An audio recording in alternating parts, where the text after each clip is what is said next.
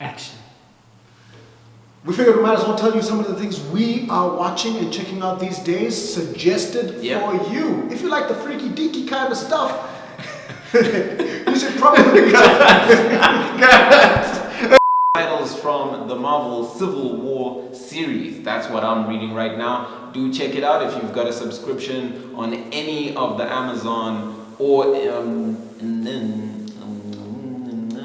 it go.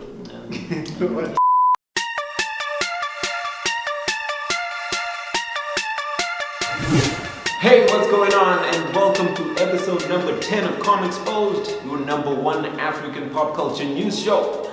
My name is Tino Eugene. And I am Eugene. And we're here to bring you all things awesome and amazing in the world of African digital arts.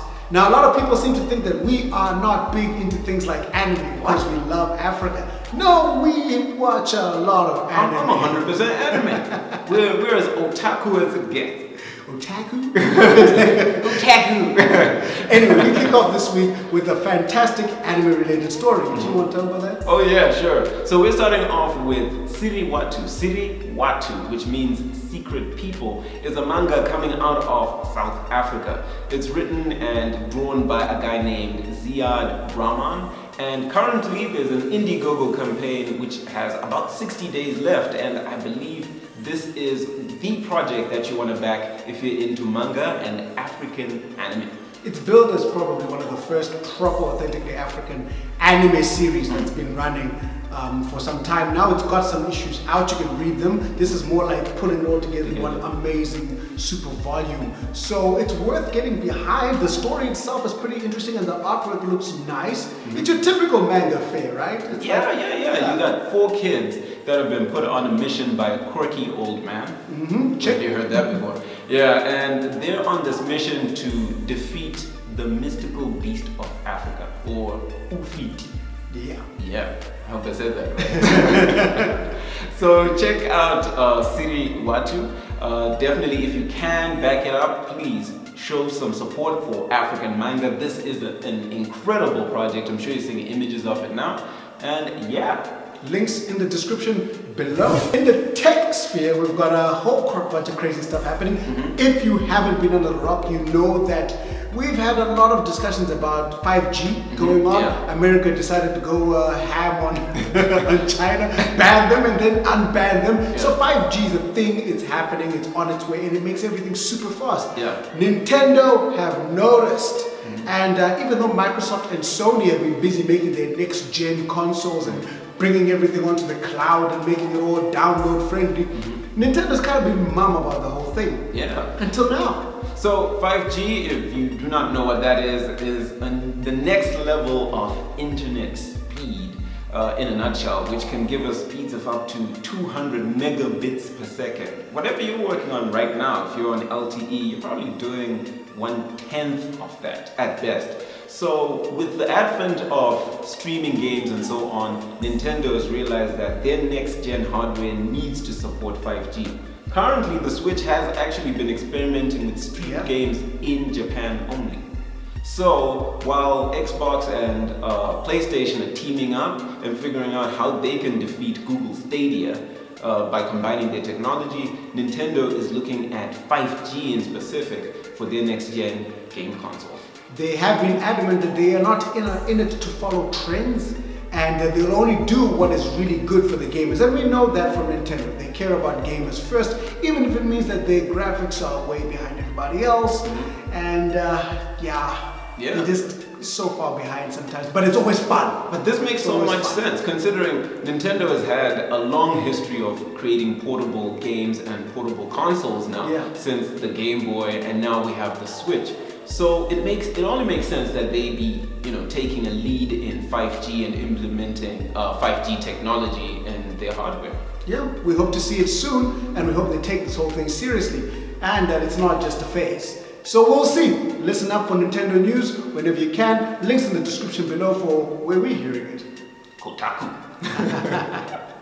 Yeah, so if you're interested in Netflix and watching lots of US English voiced anime, then you've been watching Castlevania and other titles just like it on Netflix.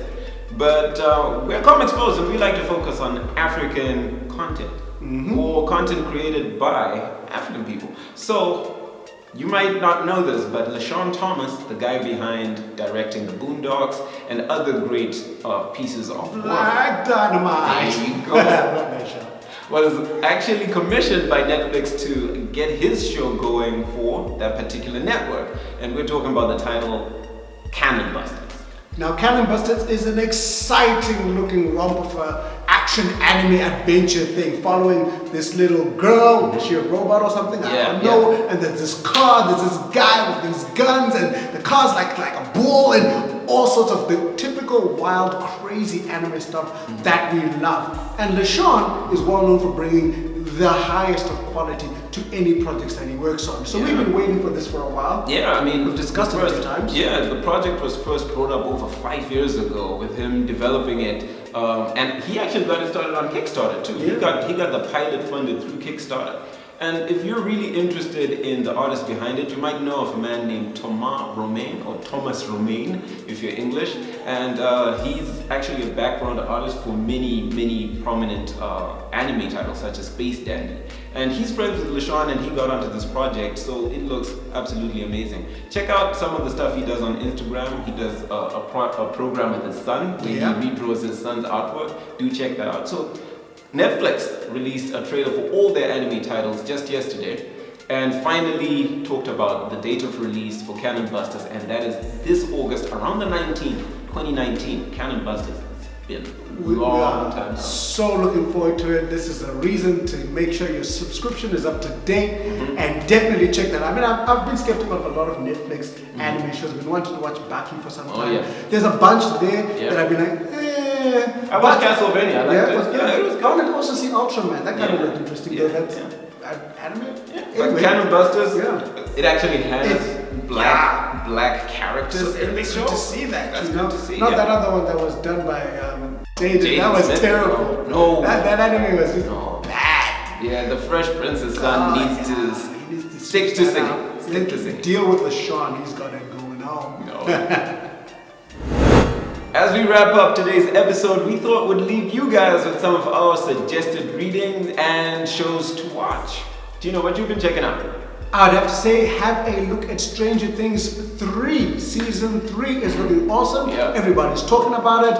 Lots of secret ending kind of discussions. If you haven't watched it, I would suggest go and binge it right now on Netflix. That's right. From what I heard, Stranger Things Season 3 has got the highest 4-day viewing record for any show on Netflix. That's incredible. Yeah. As for me, I strongly recommend, if you've got a Comixology account or Amazon Books account, do check out the Marvel Civil War series. It is excellent. I'm talking about the series of comics that inspired the movie that we all know, but it's broader, it's more dense, it's got a lot of drama in it. Please check it out. If you want to know more about what we're up to when we're not in front of your screens, you can follow us on Instagram, on Twitter, on Facebook, both the Facebook group and the Facebook page. Yeah. And if you want to talk to us all the time, send us a message on Facebook and we'll add you to the Comexposed WhatsApp group, where we do weekly events and other exciting cool things. That's right. And remember, you can also check us out on the internet on www.comexposed.com. Until next time, believe in yourself.